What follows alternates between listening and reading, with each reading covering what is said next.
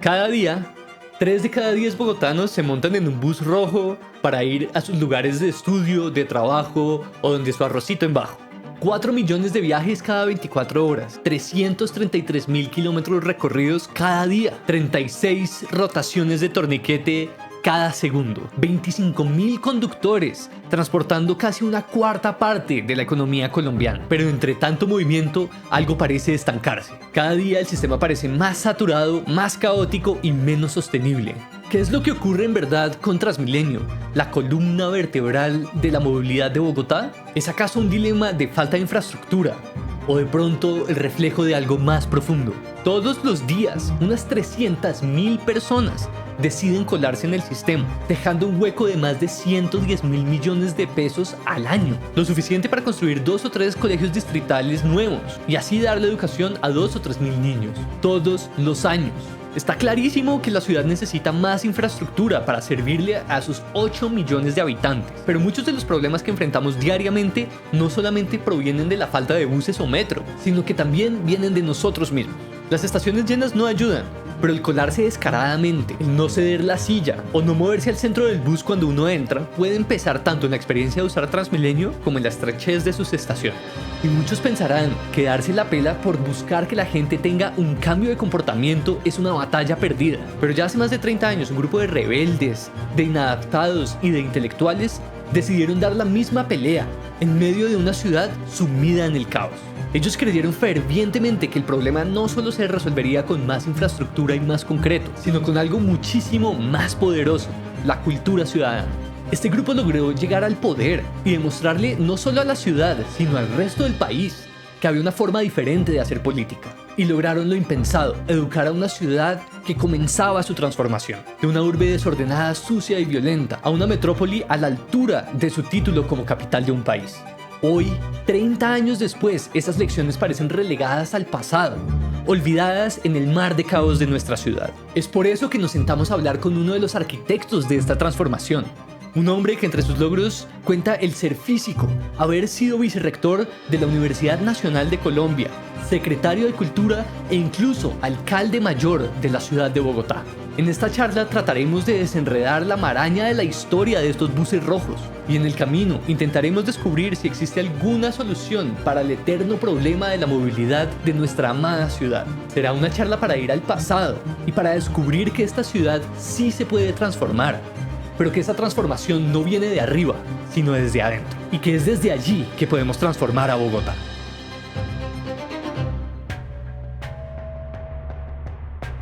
Bueno, antes de comenzar, quería comentarles que este video fue producido con fondos de la invitación cultural En Transmi Pasan Cosas Buenas, de la Secretaría de Cultura. Una convocatoria para creadores de contenido donde cualquier persona puede participar y así ayudar a construir corresponsabilidad en el uso del transporte público de Bogotá. Entonces, con eso aclarado, de vuelta al video. Hoy nos vamos a sentar a hablar con Paul Bromberg, exalcalde de Bogotá entre abril y diciembre de 1997 y quien fue artífice de la tan sonada cultura ciudadana durante la alcaldía Mocus. De su mente y liderazgo nacieron programas como los de los mimos y las zanahorias, símbolos de una época ya olvidada por nuestra generación. Si no, vaya y pregúntenle a sus papás si no se acuerdan de esto. 10 noches de rumba, 1000 noches de rumba no valen una sola vida humana. Y si yo con esto salvo una sola vida humana, una sola, entiéndame, una sola vida humana, justifica esto, ¿me entiende? Pero ¿cómo llegó Paul a ocupar ese mismo puesto? Y el mismo Antanas, ¿cómo llegó a la alcaldía después de esto? Mi mamá tenía la fórmula, decía eso me pasa por andar en malas compañías. En el año... Yo conocí a Mocus porque Mocus tenía la oficina ahí en el mismo piso que yo lo tenía en la Nacional. Los de matemáticas y física teníamos las oficinas en el mismo sitio. Y ahí yo comencé a trabajar con él en algunos temas de enseñanza de las ciencias y divulgación científica. Y de pronto él resulta de vicerrector académico de la universidad y me convoca a que le ayude en la unidad de planeación académica de la universidad. Y ahí comenzó realmente mi interacción de trabajo con él. Realmente no tenemos tiempo para ahondar en tan pálidos pasados. Pero después de unos años tormentosos, Mocus salió de la rectoría de la Nacional y se lanzó a la alcaldía como un independiente, la primera vez en la historia de la ciudad. Él sí era un verdadero outsider, que resonó con la audiencia bogotana por su mensaje de educación y su distanciamiento de los podridos vicios de la política tradicional colombiana. Arrasó en las urnas, llevándose más del 65% de los votos, y dejó comiendo polvo a su contrincante del Partido Liberal, Enrique Peñalosa, quien llegó a tan solo 31%. Pero la ciudad que recibió Mocus es muy difícil de imaginarse hoy en día. Era la ciudad donde Escobar había dinamitado periódicos, entes gubernamentales y hasta barrios residenciales. Una ciudad en decadencia urbana, con un presupuesto en rojo por la corrupción rampante del Consejo y de las entidades distritales. Muchos medios globales y algunos estudios consideraban a Bogotá como la peor ciudad del mundo, plagada de violencia, suciedad y ningún estivo de planeación por ningún lado. Así fue que Mocus entró al Palacio de Líbano y el reto al que Bromberg tendría que enfrentarse. Fue cuando ganó, que fuimos, pues los amigos de él, fuimos a hacer la celebración, que no la hubo. Y me dijo que si estaba dispuesto a trabajar con él en la alcaldía. Le dije, pues claro, como un soldado, estábamos todos muy entusiasmados. ¿Y eso para hacer qué? Y me dijo, pues, para hacerlo de cultura ciudadana. Y yo le dije, ¿y qué es eso? Le pregunté. ¿De qué es eso? ¿De qué trata? Pero no, se le hace, compañero. Se le hace. Y 3 o 4 días después me presentó una hojita de cuál era la idea. Y que yo iba a dirigir el Instituto Distrital de Cultura y Turismo, que era en ese entonces la entidad de cultura, y que a partir de allí iba a diseñar y ejecutar, en colaboración con él, por supuesto, y en discusión con él, ese programa que tenía la siguiente idea, y era que el desorden gigantesco que tenía la ciudad, porque esto era realmente un muladar, era una incapacidad de los bogotanos de acogernos a las normas de convivencia que requiere una ciudad para vivir. Y ese era el proyecto de cultura ciudadana, ¿no? Esto era impresionante, la gente no se imagina cómo llegó a ser personas como tú que no estuvieron en esa época. Todos los sistemas de aseo funcionaban mal, la energía se iba cada rato, los teléfonos eran un desastre, el alumbrado público era un desastre, el comportamiento y en particular el transporte era un desastre. ¿Qué sabía yo de eso? Nada. Yo venía pues con esa vieja tradición de estudiar física que se basa en que usted tiene que medir, definir, medir, comprobar, revisar, volver a medir, volver a comprobar, elaborar teorías, ¿no? Y encontramos que la inmensa mayoría de la gente decía que quería cumplir las reglas, pero que la razón por la cual no las cumplían era porque él sabía que los demás no las iban a cumplir. Es decir, los bogotanos sí querían cumplir las reglas, pero ¿para qué cumplo yo las reglas si yo sé que los demás no lo van a cumplir? Entonces, ¿Cómo lograron ese cambio? Eso se fue con las tripas mías y con... cada programa necesitaba un diseño específico, pero la clave del asunto es que hay que comenzar... El Estado es el que tiene la función de conseguir la confianza. Le doy un ejemplo que es muy interesante. En los parques de la ciudad, eran un muladar también, que lo que nos dimos cuenta era que las canecas muy rápidamente se llenaban. Y ya no había dónde botar los papeles. Entonces, usted hace un programa, mantenga el parque limpio, pero lo primero que tiene que hacer es limpiarlo, recoger las basuras, hablar con la fuente del empaque, que es el tendero, el vendedor, conseguir que se recojan las canecas y conseguir que él mismo sea el promotor. Y al cabo de unos meses usted tiene los parques limpios. Entonces ya una vez que el parque está limpio, ya la gente no tira papeles. Ese era, digamos, es el modelo en muchos de los temas de cultura ciudadana que trabajamos. Usted le preguntaba a los conductores de bus, ¿usted por qué recoge en cualquier parte los pasajeros? ¿Por qué usted recoge pasajeros sin tener en cuenta los paraderos? Digo, porque los tipos están en todas partes. Yo necesito recoger los pasajeros. Si me paran en cualquier parte, la culpa es de ellos que me paran en cualquier parte. Y usted le preguntaba a la gente cuando hacía las encuestas, ¿y usted por qué recoge el bus en cualquier parte? Digo, pues porque el conductor me para. Bueno, entonces, ¿por dónde comienza? ¿Por dónde comienza? Hay que comenzar poniendo paraderos. Pues ese más o menos fue el esquema de todo el trabajo. Pero porque Bogotá se caracterizaba efectivamente por ser una ciudad fácil. Luego nos dijo la policía, Bogotá es una plaza fácil. La gente tiende a cumplir las reglas. Así fue más o menos el modelo siempre.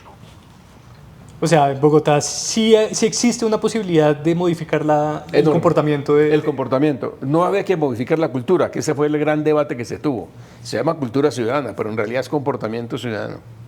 No era necesario modificar la cultura porque la gente ya tenía la idea de que las reglas de la convivencia son evidentes. que es mejor que las calles estén limpias, que es mejor cumplir las reglas de los semáforos, que es mejor tener el frente de la fachada limpia. Todo eso que está dentro de las reglas, la gente lo tenía claro. Pero ¿para qué si todo estaba sucio? Entonces sí se puede. Y la función principal es del Estado. Tiene que ayudar a conseguir que se note que se están cumpliendo las reglas para que la gente se dé cuenta que vale la pena cumplirlas. Es muy claro que una ciudad que tenga un sistema de transporte colectivo y privado ordenado es una ciudad ordenada que tiene una cantidad de consecuencias adicionales. Entonces, mientras usted no ordene la movilidad, la ciudad será un desastre y la gente no creerá en las reglas. El tejido de la ciudad es el espacio público y la dinámica de la ciudad es la movilidad, que esa es la condición especial y que hace tan enriquecedor la vida de la ciudad y que hace que las ciudades sean prósperas. Y la sensación de vivir en una ciudad es movilizarse para llegar a eso.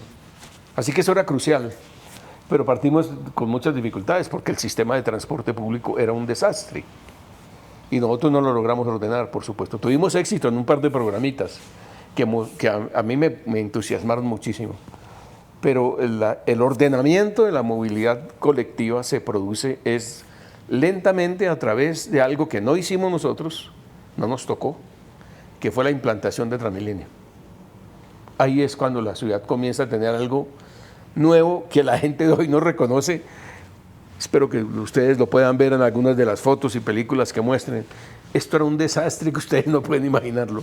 Y sí, movilizarse por Bogotá siempre ha sido un desafío. Desde la época del tranvía, los sistemas de movilidad han estado colapsados. Porque por una parte, esta ciudad ostenta el título de la más densa del hemisferio occidental y únicamente es superada por Dhaka en Bangladesh, Mumbai en la India y Manila en Filipinas. Aquí casi literalmente vivimos unos encima de los otros.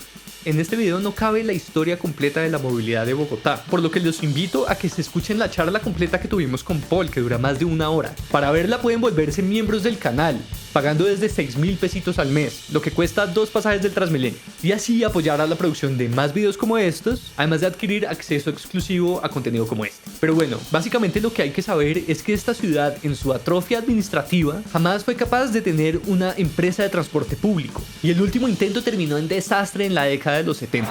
¿Por qué no funcionan esos 140 buses? Porque no hay las rutas, que fueron uno de los argumentos que se presentaron como justificativos para la adquisición de los trolebuses. En los 30 años siguientes a esos, los privados monopolizaron la movilidad en Bogotá. De allí surgieron símbolos de esta ciudad, como el ejecutivo, los colectivos y las busetas. Surgió también la Guerra del Centavo, y avenidas como la Caracas, las Américas, la 30 y en especial la 10ª se volvieron parqueaderos eternos de buses. Para que se hagan una idea, en esa época, cuando la ciudad tenía 4 millones de habitantes menos de los que tiene hoy en día, ir de una punta a otra de la ciudad tomaba más de 3 horas. O sea, hoy en día también, pero uno puede empacarse en Transmilenio y estar del otro lado de la ciudad en 45 minutos o 1 hora. Eso sí, si no hay tropel o algún varado o alienígenas que estén abduciendo rol. Pero esa transformación radical surgió durante los años 90. La alcaldía Mockus recibió por parte de la Agencia de Cooperación Internacional Japonesa, o JICA, un plan maestro de movilidad que intentaba darle un estilo de orden a esta ciudad, proponiendo 3 fases de intervenciones que comenzaban con la implementación de troncales exclusivas para buses. Mejor porque no lo escuchamos de la voz de quien recibió el estudio en sus propias manos.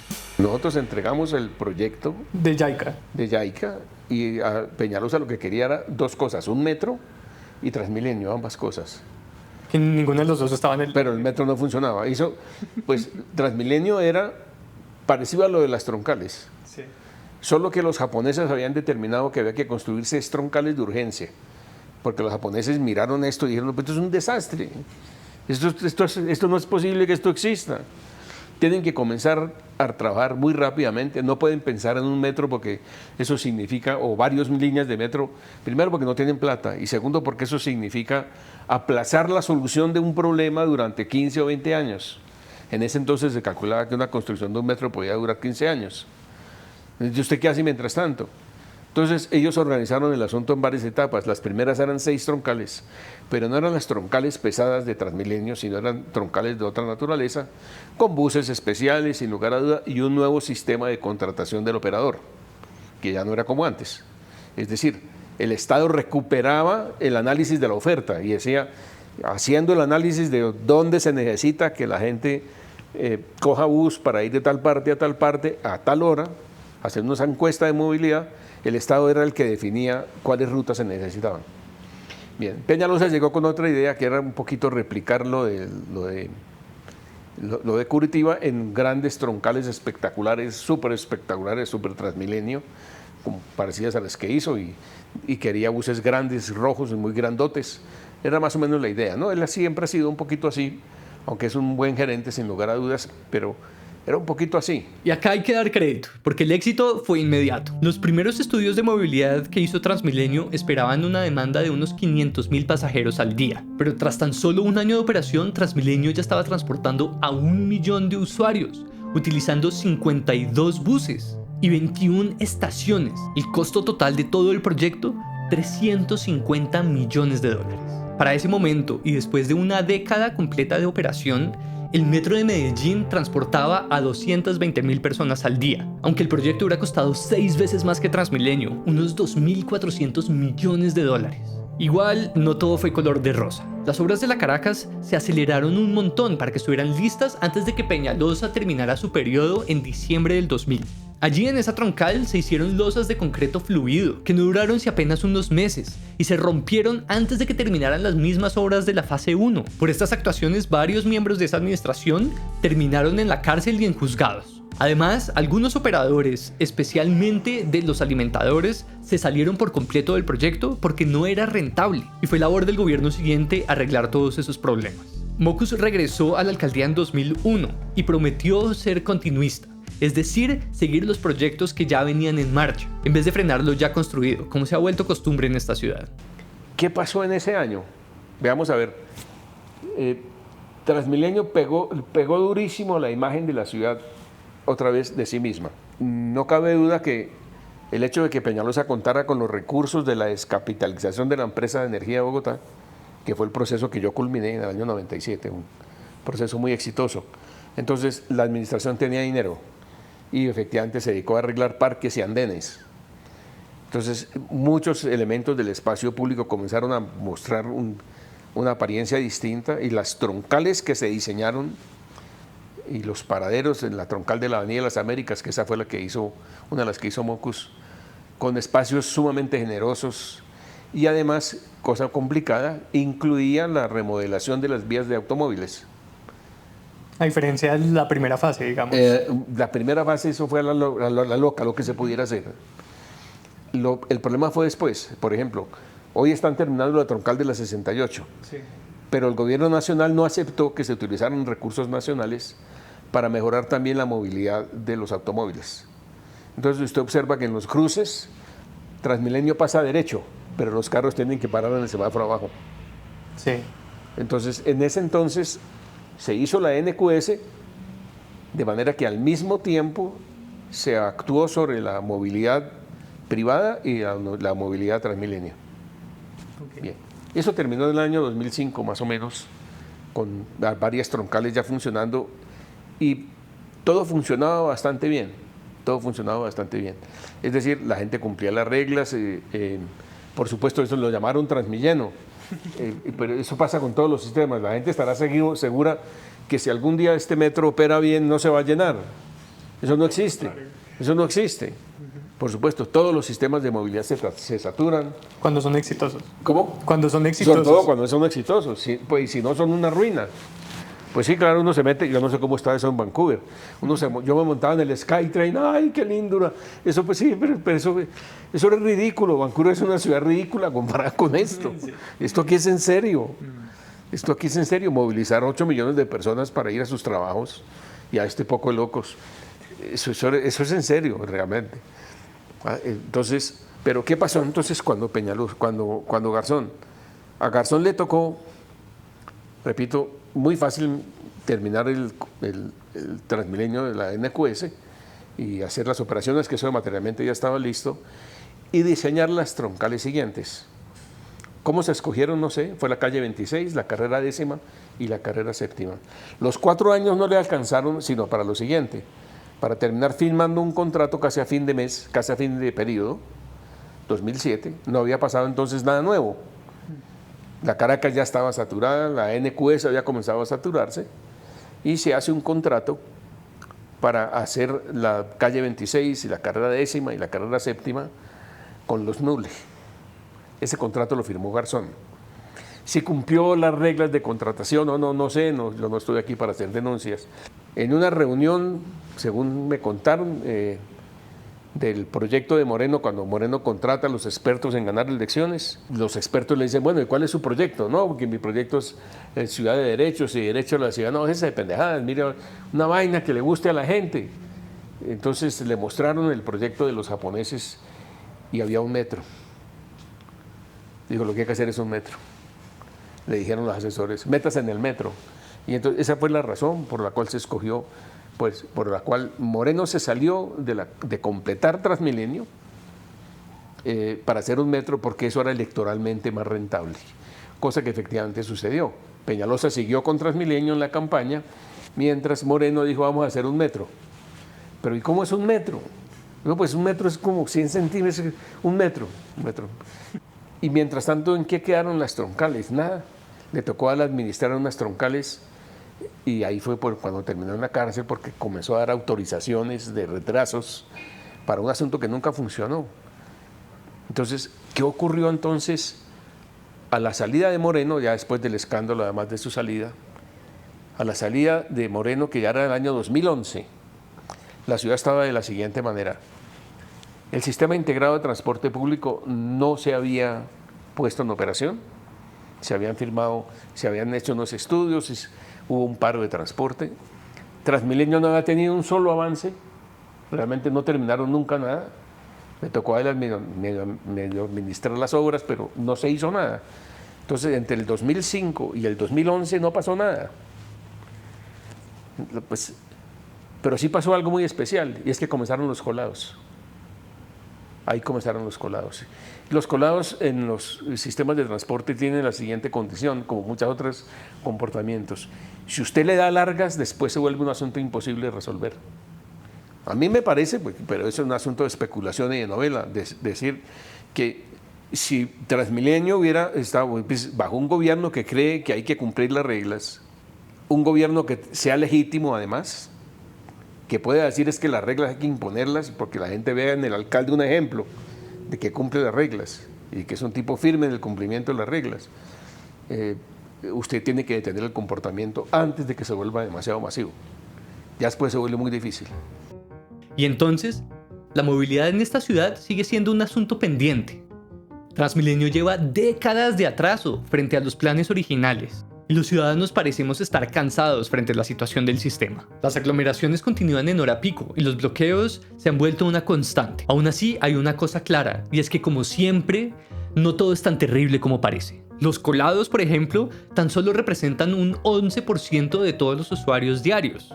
Es decir, que casi el 90% de la gente sí paga su pasaje y ayuda a la operación diaria del sistema. Esta cifra de evasión es parecida a la de Nueva York en Estados Unidos o la de Melbourne en Australia. Además, según la última encuesta del sistema hecha este mismo año, casi el 75% de los usuarios dicen estar satisfechas con el servicio. Obviamente la gente considera que las aglomeraciones, el tiempo de espera de los buses y la seguridad siguen siendo tremendamente deficientes. Pero el resto de los indicadores, como la limpieza de las estaciones y de los buses, el respeto de los trabajadores y de los conductores, e incluso la comodidad en la conducción, se han mantenido por encima del 90%. Pero entonces queda la pregunta, ¿cómo hacemos para mejorar Transmilenio? La infraestructura es un punto clave en el que ya se está trabajando, con la construcción de la Cali y la avenida 68, y van a ayudar con la saturación de las troncales de la 30 y de la Caracas. Esto sin sumar la calle 13 o la mejora de la Caracas, por ejemplo. Además, el metro obviamente va a ayudar a descongestionar los puntos más críticos de Transmilenio, como lo son la Caracas, en la avenida Jiménez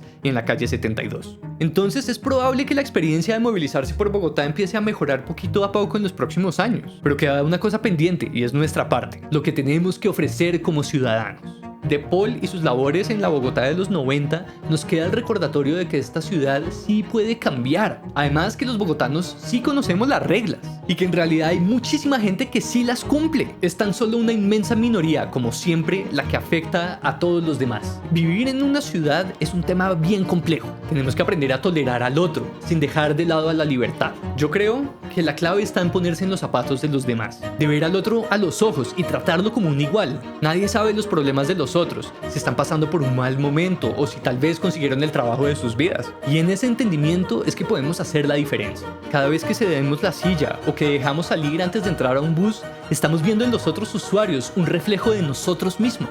Entonces, para los vivos que se meten a codazos en un bus o que se saltan la fila que el resto de nosotros sí hacemos, para el vivo que no paga el pasaje y nos cuesta 3 colegios distritales al año, el que se hace el dormidito cuando alguien se monta en muletas y está buscando una silla azul, para ellos un inmenso coman mierda, un desayuno balanceado porque van a salir bien madrugados y los espera 2 horas de trancón por culpa de ustedes mismos. Pero bueno, hablando en serio, de pronto entendiendo un poquito lo que nos trajo hasta aquí, de las lecciones de cultura ciudadana del pasado y de tipos idealistas como yo, ojalá que la idea de que Bogotá sí se puede transformar y sobre todo que el vivo no es el que vive el bobo, sino que más bien el bobo es el que no se da cuenta que juntos vivimos mejor. Nos vemos en el próximo video. Sí, me ha pasado tanto tiempo que hasta otro corte tengo, ¿verdad? Y bueno, hasta aquí el video de hoy. Muchas gracias por quedarse hasta el final. Y de verdad, un abrazo súper especial a los miembros del canal que hacen que esto sea posible. Ustedes son los que mantienen vivo este proyecto mientras que yo me meto de cabeza a buscar investigaciones y hacer entrevistas y a hacer todo lo que vieron en este video. Sé que este video se demoró un poquito más de lo normal, pero pues es que estaba en un montón de cambios personales, estaba creando un nuevo estudio, un nuevo espacio para ustedes. Y pues además este video fue una cosa especial que tuvo entrevistas, tuvo grabaciones en la calle, en un montón de permisos, un montón de cosas por hacer. Ya se vienen más videos, vamos a terminar la serie de la conquista y de los habitantes originales de la sabana. Y para 2026 se vienen un montón de sorpresas, un montón de cosas muy bacanas. Venga, chía, salude a todos los suscriptores. Y ya, eso era todo lo que les quería decir hoy. Muchas gracias de verdad por ver y nos vemos en el próximo video.